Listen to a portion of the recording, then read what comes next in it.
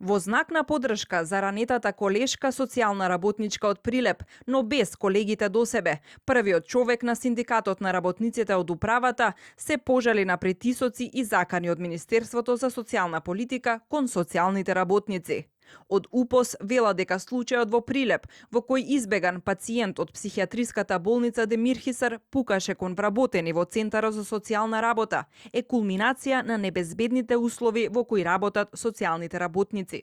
Од вчера вечер, по наредба Министерство за социјална политика и раководителите директорите од Скопските центри социјални работи, останав без колегите, бидејќи сите се заплашени, им се закануваат доколку излезат надвор и дадат поддршка на колешката и побараат било какво друго право, ќе бидат избркани работа или пијат прераспределувани на други места.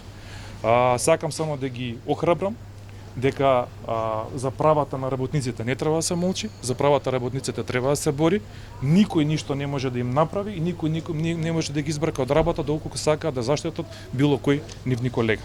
Од Министерството за социјална политика негираат дека им се заканиле на вработените од центрите за социјална работа. Од страна на кабинетот на министерот и лично министерот Фатмир Лимани такво нешто не се случило. Самиот чин е недозволев и не смее да се случи. Министерството веќе излеза со соопштение во кое го осудува немилиот настан во Центарот за социјални работи во Прилеп и истовремено информираше дека постапката за физичко обезбедување на сите центри за социјални работи и јавни установи за социјална заштита е во завршна фаза и наскоро ќе се реализира. МВР се уште нема информации како пациентот од психијатриската болница Демир Хисар успеал да избега при транспортот од психијатриската болница до Прилепскиот суд.